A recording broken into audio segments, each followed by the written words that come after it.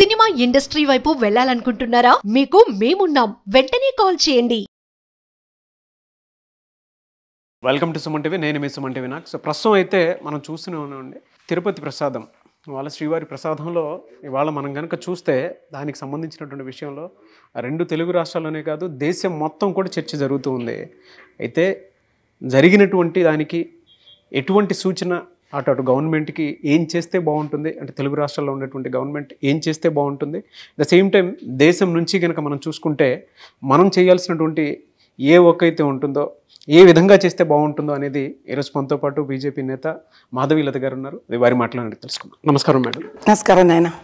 ఈరోజు అంటే ప్రతి హిందువుల మనోభావాలు దెబ్బతిన్నాయి అనటంలో ఏ మాత్రం సందేహం లేదు. వాళ్ళ ఏపీలో అయితే చూస్తే అట్టుడిగిపోతుంది. దేశం మొత్తం దీని గురించి చర్చ జరుగుతుంది, తిరుపతి శ్రీవారి ప్రసాదం గురించి. మీ స్పందన ఏంటి మేడం దీని మీద? తమాషైన విషయం ఏంటంటే నాయన, మనందరం తెలుసుకోవాల్సింది వెంకటేశ్వర స్వామి శ్రీవారు అనే పేరుతో వెలసిన ఆ మహావిష్ణువు 7 కొండలను దాటి తిరుమలలో వెలిసిన ఆ మహానుభావుడు, ఆయన ఔదార్యం ఎంత గొప్పదో తెలుసా నాన్న?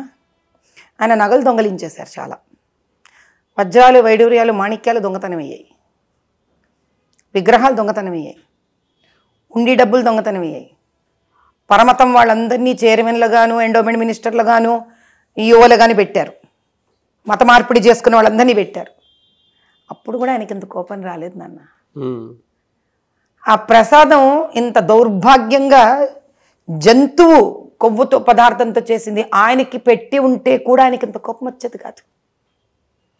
కానీ ఈ దుర్మార్గులు ఎవరైతే చేశారో, ఈ దురాగతం చేసిన రాక్షసులు ఎవరైతే చేశారో, ఇది అమాయకంగా వెళ్ళి వాళ్ళ తలనీలాలు, వాళ్ళ దగ్గర ఉన్న ముడుపులు ఒలిచి ఇచ్చేవాళ్ళు ఉంటారు చూడు నాన్న, వాళ్ళందరికీ కూడా ఆయన పేరుతో అందించారు ఈ ప్రసాదాన్ని. అవునండి.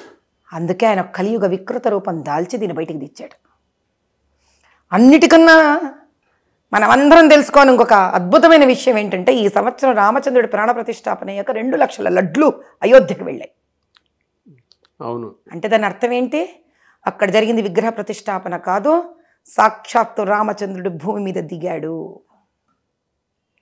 ఆయన రూపమైన అవతారమైన వెంకటేశ్వర స్వామి విషయంలో ఆయన వరకు కూడా వెళ్ళిపోయింది. కాబట్టి ఇది ఆయన పునః భారతదేశంలో రామరాజ్యం స్థాపితం చేయడానికి వచ్చాడు అన్న మాటకు తిరుగులేదు. ఇది ఇలా బయటికి వచ్చిన ఈ విషయం, ఇది కురుక్షేత్రానికి నాంది మాత్రమే, ధర్మయుద్ధానికి నాంది మాత్రమే. దురాగతాలు చేస్తూ, హైందవులని రకరకాల మతాలకు మార్పిళ్ళు చేస్తూ, ఆడపిల్లల మీద దురాగతాలు చేస్తూ, ఆడపిల్లలతో మత మార్పిళ్ళు చేస్తూ, హిందువులను హింస పెడుతూ, 62 సంవత్సరాల రథాలను కాల్చేస్తూ, రామచంద్రుడి విగ్రహాల తలలు తీసేస్తూ, పిఠాపురంలో కానీ విజయనగరంలో కానీ ఇవన్నీ దురాఘాతాలు చేస్తున్న వాళ్ళందరికీ ఏ మతమైనా భగవంతుడు సాక్షాత్తు దిగాడు. ఆయన ఇప్పుడు చూపించబోతున్నాడన్న దానికి పరమేశ్వరుడు భూమి మీదకి వచ్చాడని చెప్పడానికి ఇది ఒక పెద్ద నిదర్శనం. దీని మీద రకరకాల పాలిటిక్స్ అయితే చేస్తూ ఉన్నారండి, అంటే ఏపీలో జరిగేటువంటివి. దాని మీద మీ ఒపీనియన్ ఏంటి మేడం? మంచి మర్యాద, రాజకీయంలో రాజు ఒక చేయవలసిన క్రియ అంటే ప్రజలను సంరక్షించడం అనే దాన్ని కూడా మర్చిపోయి, డబ్బే సర్వస్వం అనుకొని గడ్డి తినడానికి కూడా వెనకాడని రాజకీయ నాయకులు ఇంతకన్నా బాగా ప్రవర్తిస్తారని ఏమనుకోగలుగుతాం నాయన. కానీ వాళ్ళందరికీ కుక్కకాటుకు చెప్పు దెబ్బలు అలాంటి ఒక సమాధానం ఉంది. నీకిది రాజకీయం, నీవో అది మీరో మీరందరో సంబంధం లేదు. నేను ఒక హైందవ స్త్రీలాగా మాత్రమే మాట్లాడుతున్నా, నాకు ఒక పార్టీతో సంబంధం లేదు. మీరు చేసే దురాగతాలకి హైందవులు ఇస్తారు మీకు సమాధానం. దీన్ని రాజకీయం చేయదలుచుకుంటే దీని అర్థం ఏంటంటే, ఎంత పాపం అంటగట్టుకున్నారో అది సరిపోలేదు వాళ్ళకి. ఇంకా ఇప్పటికన్నా నోరు మూసుకొని దీన్ని రాజకీయం చెయ్యకుండా కూర్చోకుండా ఒక నిజం బయటపడితే గమ్మునుండాల్సింది వాళ్ళు. తిరుమల తిరుపతి దేవస్థానంలో అప్పటి తెలుగుదేశం పెద్ద మనిషి ఎన్టీ రామారావు గారు ఆ ఫ్రీ చూస్తున్నారా నాన్న మీరు, ఆ క్యూకి పైన కూర్చోవడానికి రూములు ఆయన కట్టించాడు. అందరూ మర్చిపోయి ఉండొచ్చు, ఫ్రీ భోజనశాలను ఏర్పాటు చేసింది ఎన్టీ రామారావు గారే. కాబట్టి మాట్లాడేవాళ్ళు ఎన్నన్నా మాట్లాడచ్చు, కానీ ఇప్పటికైనా మతాన్ని రాజకీయం చేయకూడదు అని కనుక తెలుసుకోలేకపోతే భగవంతుడు కోపావేశాలలో క్రోధపూరితంగా ఈసారి ప్రజలను మోసం చేసినందుకు, భక్తులను మోసం చేసినందుకు, ఇంత దౌర్భాగ్య స్థితికి రాజీపడి డబ్బు కక్కుర్తి పడ్డారన్న వీళ్ళ సంగతి కనుక వీళ్ళకి అర్థం కాకపోతే ఈ పర్యవసానము దీని వెనక ఉన్న ప్రతి ఒక్కడికి చాలా భయంకరంగా ఉంటుంది. ఇవాళ ఈ ఇన్సిడెంట్ మనల్ని మనమే అవమానించుకున్న విధంగా జరిగిందని చెప్పొచ్చు. దీని వెనక ఎవరు ఏ రకంగా చేసి ఉంటారని అనుకోవచ్చు అంటారండి? ఎవరు ఉన్నారు అనేది బహుశా అందరం కూడా సిబిఐ ఇన్వెస్టిగేషన్ జరగాలి అని కేంద్ర ప్రభుత్వాన్ని ప్రతి ఒక్క హైందవుడు నాకు తెలిసి ట్విట్టర్లో కానీ, ఇన్స్టాగ్రామ్లో కానీ, ఫేస్బుక్లో కానీ, ఈమెయిల్స్ ద్వారా కానీ, లిఖితపూర్వకంగా లెటర్స్ కానీ ప్రధానమంత్రికి, గృహమంత్రికి, అమిత్ షా గారికి ఖచ్చితంగా ప్రతి ఒక్కళ్ళు లెటర్లు రాయవలసినది.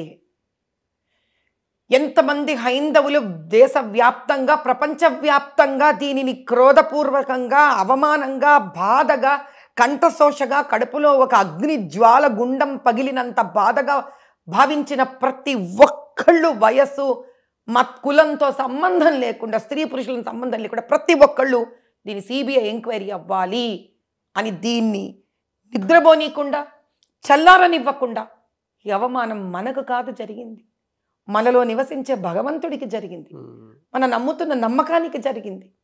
సనాతన ధర్మం అంటే ఎన్ని ఏళ్ల క్రితం వచ్చిందో ఈ ధర్మం తెలియకుండా. ఇప్పుడు మిమ్మల్ని ఒక ప్రశ్న వేస్తాను నాయన, వెంకటేశ్వర స్వామి దగ్గరికి వెళ్ళి అన్ని కోరికలు కోరుకుంటూ ఆయనకు దుర్మార్గపూర్వకమైన లడ్లు పెడితే దానికి మాత్రం మనం ఎవ్వరం స్పందించట్లేదంటే వెంకటేశ్వర స్వామి మన మాట వింటాడా? ఇంకా దేవుడితో కూడా డీల్ చేస్తున్నాం కదా మనము, దేవుడితో కూడా వ్యాపారమేగా చేస్తున్నది ఈరోజు. మనం వెళ్తున్నాం కదా, కొండెక్కుతున్నాం కదా, గుండు కొట్టించుకుంటున్నాం కదా, మెట్లెక్కుతున్నాం కదా, ఉండిలో వేసేటప్పుడు నాకు ఈ కోరిక కావాలి, నాకు ఆ కోరిక తీరాలని అడుగుతున్నాం కదా. కాబట్టి అదే వెంకటేశ్వర స్వామికి అన్యాయం జరిగింది కాబట్టి మనం నిలబడాలి. ఇప్పుడు దీనిని న్యాయం జరిగే వరకు నోరు మూసుకొని ఉండకూడదు. ఇది కేవలం ఒక లడ్డు సమస్య కాదు, నగలు, నాణ్యాలు, ఆస్తులు, డబ్బులు, హుండీలు ప్రతిదీ బయటికి రావాల్సిందే. వాళ్ళ రెండు తెలుగు రాష్ట్రాల్లో మీ వాయిస్కి ఒక పవర్ ఉంది.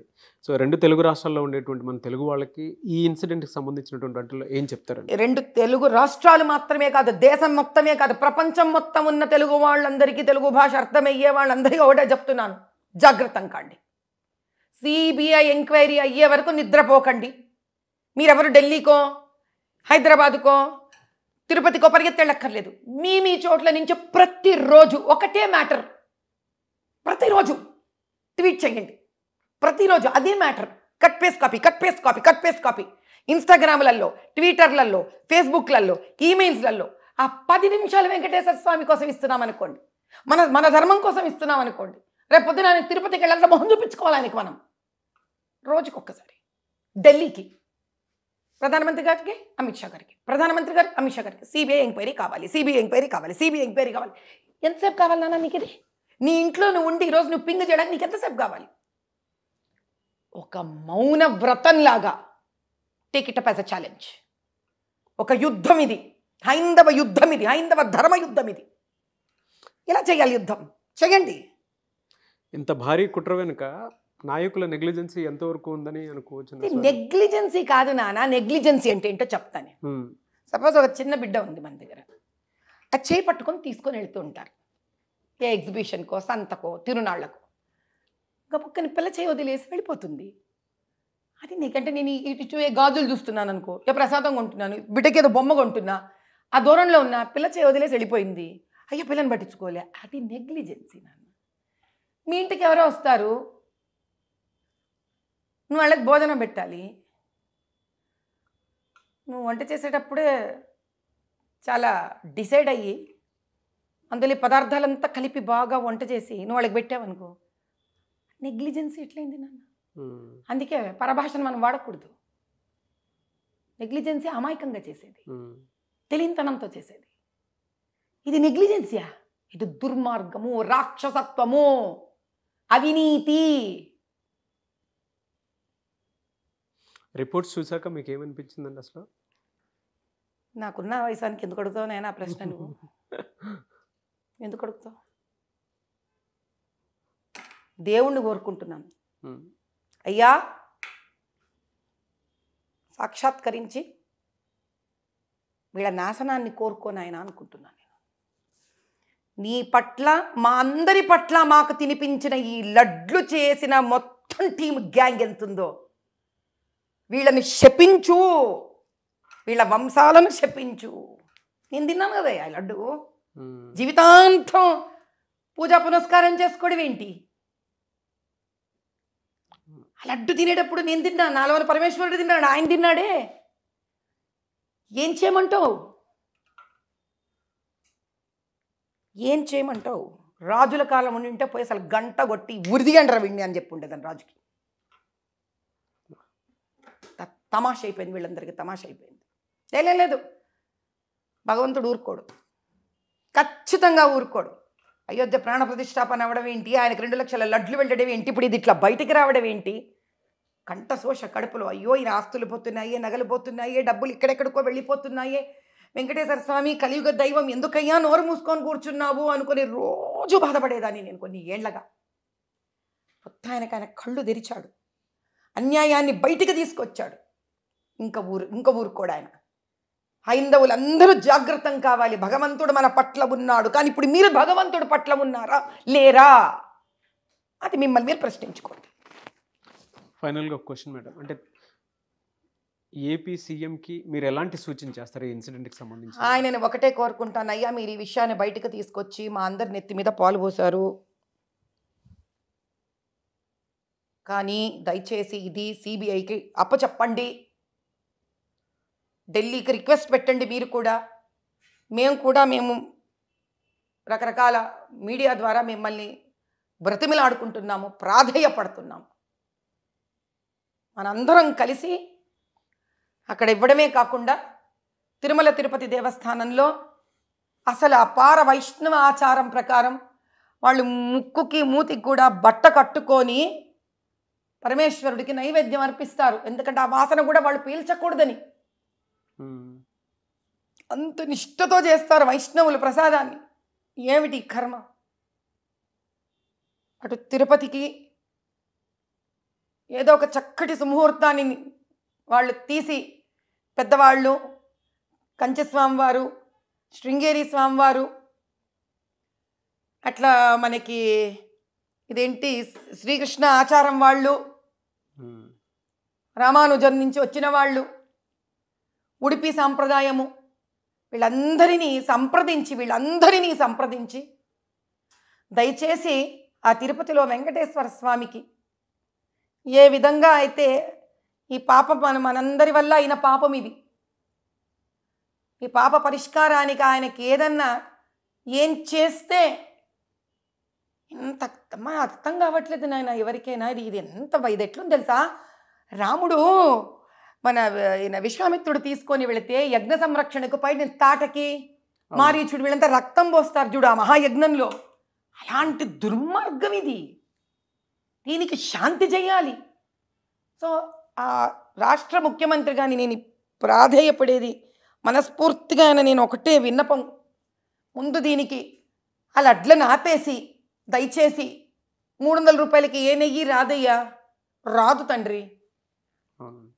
ఇళ్లల్లో వాళ్ళు ఇప్పుడు ఆడవాళ్ళు మళ్ళీ పునః ఆవు పాలు, స్వచ్ఛమైన ఆవు పాలు తీసుకొచ్చి కిలో నెయ్యి రావాలంటే 3000 రూపాయల ఖర్చు అవుతుంది.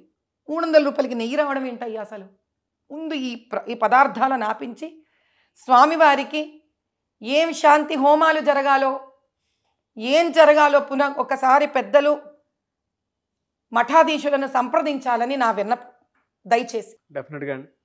థ్యాంక్ యూ అమ్మా, థ్యాంక్ యూ సో మచ్. నేను చేయగలిగింది ఒకటే, ఏదో ఒక శుభముహూర్తం తీసుకొని ఆయన కొండకు అలా నడుచుకుంటూ ఆయన కొండ ఎక్కుతాను. ఎందుకంటే నేను అర్పించగలిగిన భక్తి ఇదే. అలా భక్తులందరూ కూడా వాళ్ళ రూపంలో ఏదైతే చేయగలరో అలా మరి కొండ ఎక్కే ప్రయత్నంలోనో నీలాలో రకరకాలు ఉంటాయి, చేసి ఆ వెంకటేశ్వర స్వామిని క్షమాప్రార్థన కోరుకుందాం అందరం కలిసి. డెఫినెట్గా అండి. Thank you so much.